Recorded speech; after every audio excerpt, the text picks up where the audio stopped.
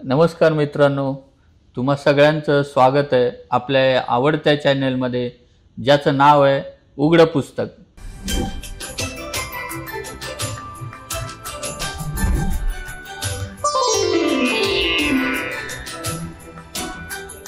सर्वप्रथम तुम्हा सर्वांना आमच्या या मांगरीश प्रोडक्शन निर्मित उघडं पुस्तक या चॅनलच्या परिवारातर्फे आपणा सर्वांना या गुढीपाडव्याच्या आणि मराठी नववर्षाच्या खूप खूप शुभेच्छा.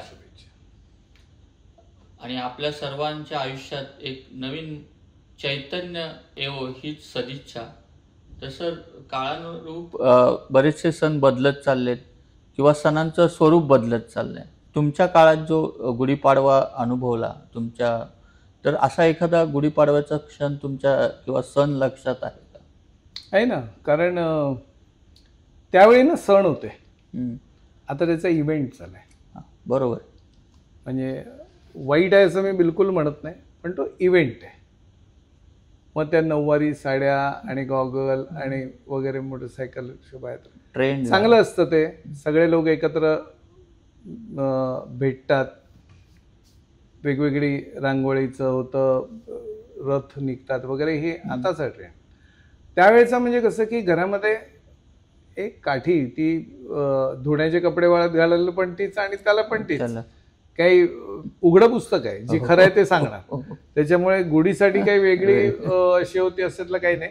त्याच्यावरती तांब्या, त्याच्यावरती ते हे घातलेलं कापड, रेशमी कापड, त्याच्यावरती तांब्या आणि त्याला फुलांची माळ, अशी करून ती गुढी, आणि त्याच्यावरती स्वस्तिक वगैरे केलेलं खाली पाटावरती ठेवलेली आई, त्याच्या बाजूने रांगोळी घालायची.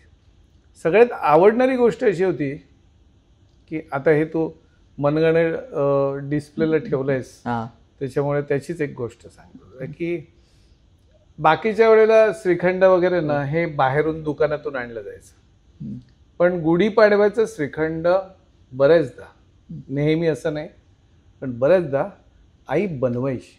अच्छा. मग ते दादरच्या सामंतांकडून तो चक्का घेऊन यायचा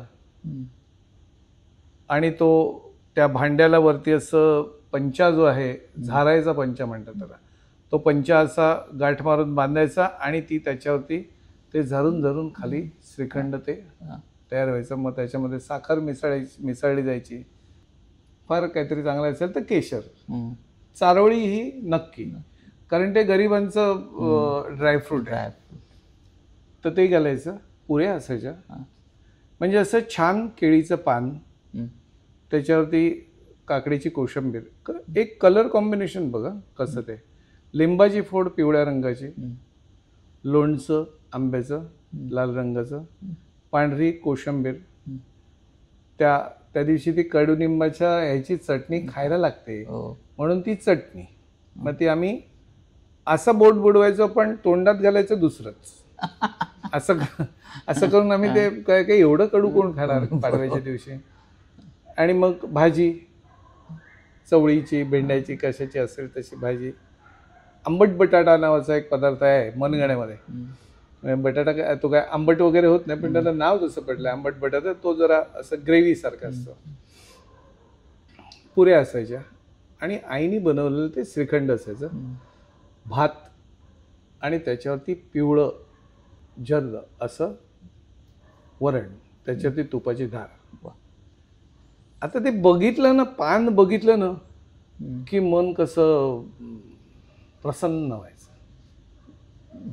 बरोबर. आता हा जो प्रकार आहे, हा प्रकार मला वाटतं हळूहळू करत लुप्त होत चाललाय. खरं.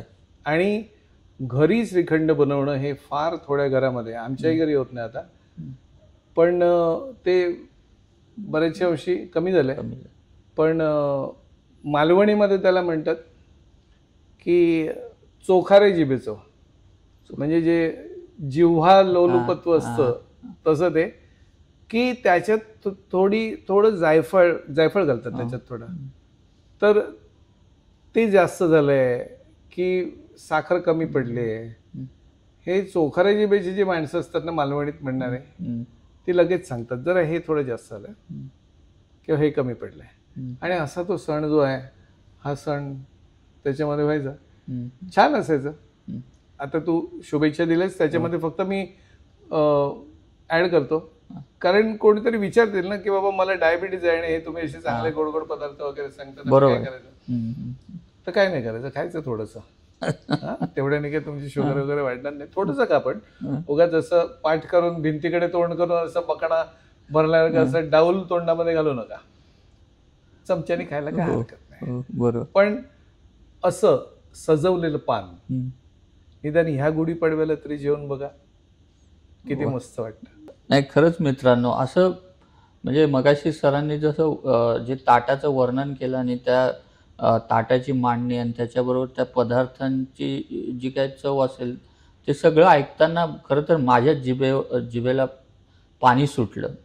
असे बऱ्याच रेसिपींची जी रेसिपींचा एक संग्रह म्हणता येईल तो जे आम्ही आता जे डिस्प्लेला जे पुस्तक ठेवलं आहे मालूचा मनगाना, या पुस्तकामध्ये अशाच अनेक प्रकारच्या मालवणी पदार्थांच्या म्हणा किंवा एक मराठमोळ्या पदार्थांच्या रेसिपी तुम्हाला सापडतील. अत्यंत वाचनीय त्याचबरोबर संग्रहणीय असं हे पुस्तक आहे.